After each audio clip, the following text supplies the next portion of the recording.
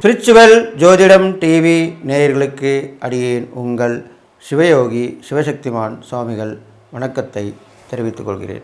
இந்த பதிவில் நம்ம இப்போது ஆகஸ்ட் மாத ராசி பலன் தான் பார்க்க போகிறோம். அந்த வகையில் 12 ராசிக்குள்ளான ஆகஸ்ட் மாத ராசி பலன்களை பார்க்க போகிறோம். அப்போ ஆகஸ்ட் மாதத்தில் உள்ள கிரகநிலை என்னன்றது பொதுவாக நம்ம தெரிஞ்சுக்கணும். அந்த வகையில் பார்க்கும்போது ரிஷப ராசியில் குருவும் செவ்வாயும் இருக்கிறாங்க. அது இல்லாமல் மிதுன ராசியிலே சந்திர பகவான் வீற்றிருக்கிறார்.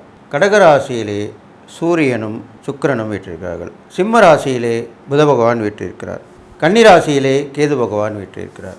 கும்பத்திலிருந்து வக்ரகதியிலே மகரத்திலே சனி பகவான் வீற்றிருக்கிறார். மீனத்திலே மீனராசி என்று சொல்லக்கூடிய மீனராசியிலே ராகு பகவான் வீற்றிருக்கிறார். இதுதான் பொதுவான பலனாக சொல்லப்பட்டிருக்கு. அப்போ அந்த ஆகஸ்ட் மாத ராசி கிரகநிலை பார்க்கும்போது குருவன் செவ்வாய் சேர்ந்ததுனால யோகங்கள் தான் ஏற்பட்டுருக்கும். நல்ல விஷயங்கள் தான் நடக்க போகுது. அது ரிஷப ராசியில் இருக்கிறனால காலபுருஷ தத்துவத்துக்கு தனகாரகன் 2ஆம் இடத்துல இருக்கிறனால கொடுக்கல் வாங்கல் எல்லாருக்குமே நல்லா சீராக இருக்கும். பணம் புழங்கும், பணம் தட்டுப்பாடு நீங்கி இது வரைக்கும் பணம் தட்டுப்பாடாக இருக்கும், அது நீங்கி இருக்கும். இது மாதிரிலாம் நடக்கும். சந்திரன் மிதுன ராசியில் இருந்திருக்கிறனால ஒரு வித பயங்கள் மக்களிடையே பீதி ஏற்படும். நமக்கு என்ன ஆகுமோ ஏதாகுமோ மனோகரன் இல்லையா, ஒரு விதமான அச்ச உணர்வு ஏற்படும். மற்றவங்களுக்கு எதனா பிரச்சனை பார்த்துருப்பாங்க, இவங்களும் அது மாதிரி வந்துடுமோ அப்படின்னு பயப்படுவாங்க. ஒரு பாதுகாப்பு நம்மளுக்கு கிடைக்குமா கிடைக்காதா அப்படின்ற ஒரு சூழ்நிலையில் தான் இப்போது இந்த மாதத்தில் கிரகநிலையில் இருப்பாங்க. அப்போ அதற்கு அந்த பக்தி பெருகுச்சுன்னா அந்த பயம் போயிடும். அதனால் ஆன்மீக ஈடுபாட்டை வளர்த்துட்டாக்கா அந்த பயம் போய்விடும். இல்லாமல் சூரியனும் புதனும் கடகராசியிலே வீற்றிருக்கிறார்கள். அது ஒரு யோகத்தை கொடுக்குது. புதன் ஆதித்ய யோகம். அப்போ அந்த 4ஆம் இடம்ன்ற போது பொதுவாகவே வீடு விஷயம், அரசாங்கம் வீடு விஷயம்லாம் கட்டி கொடுப்பாங்க, செலவு கொடுப்பாங்க, வீடெல்லாம் அவங்களுக்கு வீட்டை அமைச்சு கொடுப்பாங்க. அது இல்லாமல் பூமி லாபம் கிடைக்கும், நண்பர்கள் ஒத்து போவாங்க. அது இல்லாமல் தாயார் வழி உறவுகள் எல்லாமே மேம்படும், அவர்கள் மூலிமா உதவிகள் கிடைக்கும். நட்பு வட்டாரங்கள் எல்லாமே நல்லா விரிவடையும். மக்களிடையே ஒரு நட்பு பாராட்டி எல்லோரும் ஒற்றுமையாக இருக்கப்படுவார்கள். அதுதான் இந்த ஆகஸ்ட் மாதத்தில் நடக்குது. மக்கள் எல்லோரும் ஒன்று சேர்ந்து ஒருங்கிணைத்து போராடக்கூடிய அமைப்பு கூட வரத்துக்கு வாய்ப்பு இருக்குது. அரசாங்கம் நல்லது செஞ்சால் ஒன்றும் சொல்ல மாட்டாங்க. அது அரசாங்கம் எதுவும் சலுகை கொடுக்கல, மக்களுக்கு தேவையானதை செய்யலைனாக்கா அதுக்குண்டான போராட்டங்களை கடைபிடிப்பாங்க. மக்கள் மட்டும் இல்லை, அரசாங்கத்துறையில் பணிபுரியவங்களும் அந்த போராட்ட நிலைக்கு இப்போ வந்துடுவாங்க. எங்களுக்கு அது வேணும் இது வேணும் அப்படின்னு சொல்லிட்டு அந்த போராட்டத்தில் ஈடுபடுவாங்க. போராடினாலும் அது வெற்றி பெற முடியும். அப்போ தானே கூப்பிட்டு பேசுவாங்க. ஒரு மீட்டிங் மாதிரி நடக்கும். அதில் ஆலோசனை பண்ணுவாங்க, இது கொடுக்கலாமான்னுவாங்க, இல்லை நிறைய கேட்டால் கொஞ்சமாக கொடுப்பாங்க. இது மாதிரிலாம் நடக்க போகுது. அப்படிப்பட்ட காலகட்டமாக தான் இது இருக்க போகுது. அப்போ பொதுவாக இந்த மாதத்தில் பார்த்திங்கன்னா எல்லாமே போராடி வெற்றி பெறக்கூடிய அமைப்பாக தான் இந்த மாதம் இருக்க போகுது. இது பொதுவான பலனாக சொல்லப்பட்டிருக்கு. இது இல்லாமல் கன்னியில் இருக்கிற கேதுவும் கும்பத்துலேருந்து மகரத்துக்கு வந்திருக்காரு சனி. இவரும் மீனராசியிலே இருக்கிற ராகும். இவர்களெலாம் சேர்ந்து என்ன பண்ண போகிறான்னு கேட்டிங்கனாக்கா ஒருவருக்கொருவர் விட்டு கொடுத்து போகணும் அப்படின்ற இதை கொடுக்க போகிறாங்க. எப்படின்னாக்கா அடிக்கடி இப்போது விமர்சனங்கள் ஒருத்தரை பற்றி அதிகமாக பேசின்னு இருக்காங்க. அதெல்லாமே கொஞ்சம் அதுக்கு தலையிட்டு அது என்ன பண்ணுவாங்க, அதில் யார் தலையிடுவாங்க, நல்ல விஷயம் நல்ல குணம் உள்ளவங்க தான். அப்போ நல்ல குணவங்க எதில் ஆன்மீகத்தில் தான் இருக்காங்க. ஆன்மீக பெரியவர்கள்லாம் பேட்டி கொடுப்பாங்க, இந்த மாதிரி ஒற்றுமையாக இருங்க, சண்டை போடாதீங்க அப்படிலாம் சொல்லுவாங்க. அப்போ கேட்கலாம். அது கேட்டு நடந்தால் நல்லது. நல்லது யார் சொன்னாலுமே கேட்டு நடக்கிறது தான் புத்திசாலித்தனம், அது நன்மையும் கூட. அப்போது இவ்வளோ ஆகஸ்ட் மாத கிரகநிலை பார்க்கும்போது எல்லாவற்றிலையும் போராடி வெற்றி பெறக்கூடிய அமைப்பாக தான் இருக்குது. எதுவாக இருந்தாலும் ஏன் எதற்கு எப்படி என்ற கேள்வி கேட்க வேண்டும். அதற்குண்டான காலகட்டமாக தான் இப்போ இருந்துருக்கு. இருந்தாலும் மக்களுடைய இந்த 2 யோகங்கள் இந்த மாத பலன்களில் கிடைக்கிறபடியால் அதன் மூலியமாக பலவித நன்மைகள் வரும். சில பேர் திடீர்னு ஒன்றுமே இல்லாதவங்களுக்கு நல்ல ஒரு ஓகோன்னு ஒரு வாழ்க்கை அமையும். பதவி இல்லாமல் வேலை இல்லாமல் கஷ்டப்படுறவங்களுக்கு அந்த பதவி உயர்வு, உத்தியோக உயர்வு, ஊதிய உயர்வு இதெல்லாமே கிடைக்கும். இதனால் ஏற்றம் இறக்குமான மாதமாக தான் இந்த மாதம் சொல்லப்பட்டிருக்கு. அதனால் இதை கடைபிடித்து நான் சொல்லக்கூடிய ஒவ்வொரு ராசிக்கும் ஒரு பரிகாரங்கள் தான தர்மங்கள் சொல்லிட்டு வருவேன். அதெல்லாம் பார்த்து கவனமாக கேட்டு நடந்துக்கிட்டிங்கன்னா நீங்கள் இந்த மாதத்து பலனை கண்டிப்பாக அனுபவித்து நல்லபடியாக வந்துடுவீங்க. அதனால் இப்போது இந்த பொதுவாக நீங்கள் இந்த ஆகஸ்ட் மாதம் கிரகநிலை வச்சு பார்க்கும்போது குரு வழியில் குரு தட்சிணாமூர்த்தி வழிபடலாம், குரு வழிபடலாம். குருமார்களாக சொல்லக்கூடிய அந்த சாய்பாபா, மகாபெரிவா, ராகவேந்தர் இப்படிலாம் இருக்காங்க மகான்கள், அவங்களுடைய தரிசனம்லாம் படலாம். இதெல்லாம் நீங்கள் சென்று வணங்கிட்டு வரணும். இது இல்லாமல் இந்த மாதம் பிரச்சனையாக இருக்கிறனால ஜீவசமாதி தரிசனம் இப்போ ரொம்ப பெயர் பெற்று பிரபலமாக போயின்னு இருக்கு. நிறைய இடத்துல சொல்லி இது பண்ணியிருக்காங்க. அடியனும் நிறைய சொல்லியிருக்கேன் ஜீவசமாதி பற்றி.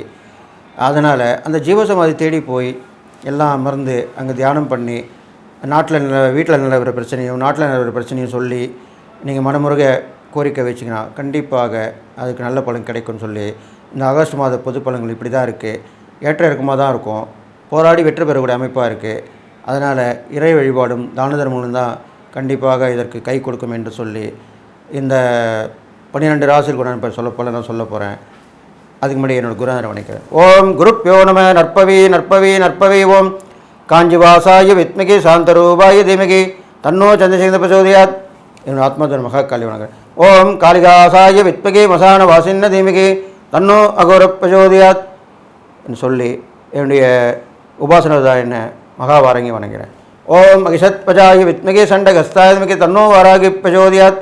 இப்போது 12 ராசிகளுக்கு உண்டான ஆகஸ்ட் மாத கிரகநிலை இப்போது பார்க்கலாம். துளாராசிக்காரங்களுக்கும் நல்ல ஒரு அமைப்பாக தான் இந்த மாதம் இருக்க போகுது. உங்கள் ராசியாதிபதி சுக்கிரன் பார்த்தீங்கன்னா சிம்மத்தில் இருக்கார். உங்கள் ராசியாதிபதி சுக்கிரன் சிம்மத்தில் இருக்கார். அப்போது நல்ல ஒரு அமைப்பாக தான் இருக்க போகுது. உங்களுக்கு உத்தியோகம், தொழில், வியாபாரம் இது மாதிரி வகையில் நல்லது செய்ய போகிறார் அவர். வேலை கிடைக்காத வேலை கிடைக்கும். தொழில் நிமித்தமாக வெளியூர், வெளிநாடு அப்படி போயிட்டு வரலாம். இதல்லாமல் உங்களுக்கு வரக்கூடிய வரவுகள், வருமானங்கள் வந்து சேரும். வழக்குகள் வெற்றியாகும். கைவிட்டு போட பொருள்லாம் மீண்டு வந்து சேரும். அது இல்லாமல் வேறு கூட கிடைக்கிறதுக்கு வாய்ப்பு இருக்குது. இது மாதிரிலாம் உங்களுக்கு வரும். நிறைய விஷயங்கள் நடக்க போகுது. நன்மையான விஷயங்கள் தான் நடக்க போகுது. சுபகாரிய முயற்சிகள் நிறைய பலிதமாகும். நிறைய கேளிக்கை, விருந்து இது மாதிரிலாம் கலந்துப்பீங்க. இது மாதிரிலாம் போயிட்டு அடிக்கடி போயிட்டு வருவீங்க. இது மாதிரிலாம் நடக்கும். இது இல்லாமல் உங்களுக்கு சனியோடைய வக்ரகதியாலும் நன்மை தான் நடக்க போகுது.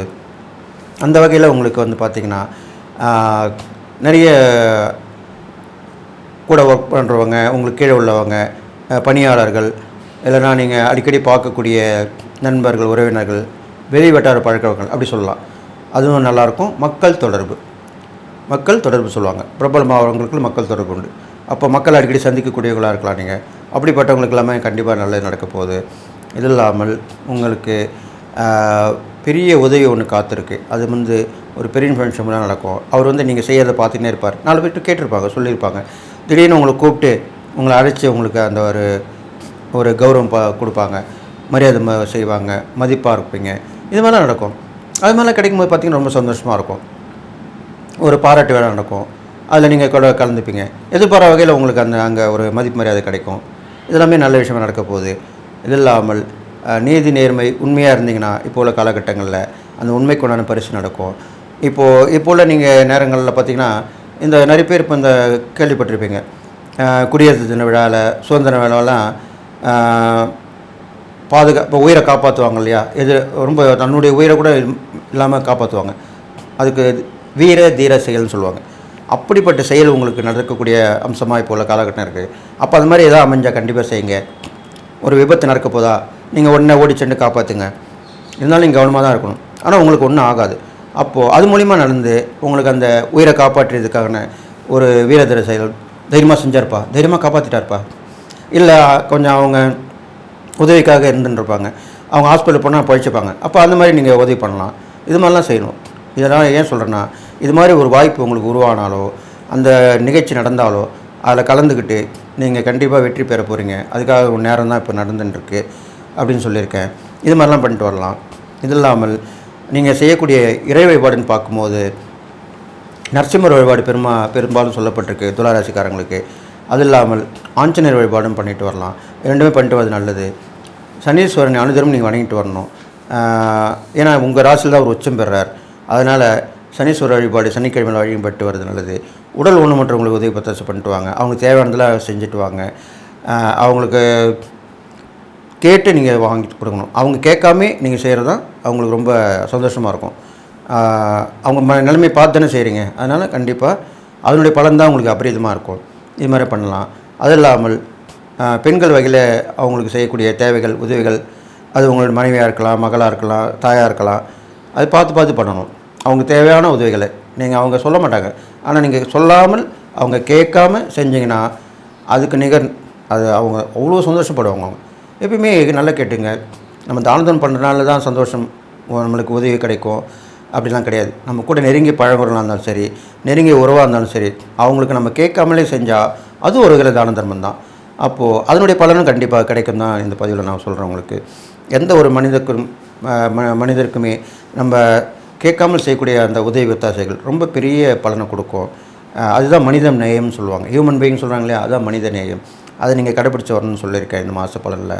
இது பண்ணிட்டு வாங்க. இது இல்லாமல் துணிமணி நிறைய வாங்கி கொடுங்க. அது இல்லாத பட்டு இப்போ அனாதாரம்ஸ்லாம் இருக்கும்.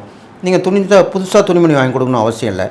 நீங்கள் யூஸ் பண்ணதெல்லாம் பழசெல்லாம் அப்படியே இருக்கும், ஆனால் புதுசாக தான் இருக்கும், கிழியாமல் இருக்கும். அதெல்லாம் நீங்கள் துவைச்சி அயன் பண்ணி புத்தம் புதுசாக ஆக்கி அது கொண்டு போய் அனாதாரமாக கொடுத்துட்டு வரலாம். அதெல்லாம் கூட பயன்படலாம்.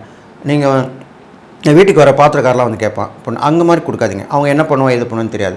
எப்பயுமே நேரடியாக நீங்கள் சென்று நீங்கள் உடுத்திய உடையை, இந்த பதிவில் நான் சொல்கிறேன், நீங்கள் உடுத்திய உடையை நேராக சென்று அனாதாரம் மட்டும் தான் நீங்கள் கொடுக்கணும். அது உடல் முன்னேற்றம் இருக்கலாம், அனாதையாக இருக்கலாம், மன வச்சு கொண்டு இருக்கலாம், இப்படிலாம் இருக்கலாம்.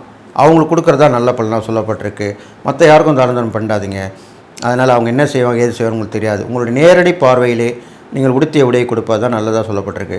அப்படி கொடுக்கும்போது உங்களுக்கு நல்ல ஒரு ரிசல்ட் கண்டிப்பாக கிடைக்கும்.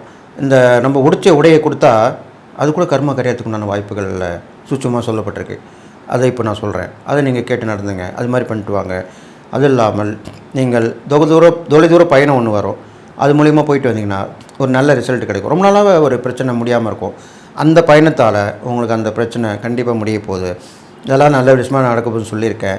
பெரும்பாலும் துளாராசிக்காரங்களுக்கு கிரகநிலைகள் வந்து நல்லா தான் இருக்குது. நீங்கள் தைரியமாக இறங்கி எது வேணாலும் போடலாம், துணிச்சலாக முயற்சி எடுக்கலாம். தொடர்ந்த முயற்சி வெற்றி தரும். கவனமாக இருக்கிறது நல்லது. இருந்தாலும் எப்படி இருந்தாலும் உங்களோட உடல்நிலை மட்டும் கொஞ்சம் பார்த்துக்கணும். அதுதான் ஒரு மைனஸாக சொல்லப்பட்டிருக்கு. அடிக்கடி மருத்துவ பரிசோதனை பண்ணிங்க, உடல்நிலை பார்த்துங்க. இப்படி பண்ணிக்கிட்டு நான் சொன்ன இந்த இறை பரிகாரங்கள் தான தர்மம் பண்ணிட்டு வந்தீங்கன்னா கண்டிப்பாக இந்த மாத பலன் உங்களுக்கு நன்மை தான் செய்யணும்னு சொல்லி எல்லா அளவும் பெற்று வாழப்போறேன்னு சொல்லி வாழ்த்தி விடைபெறுகிறேன். நன்றி, வணக்கம்.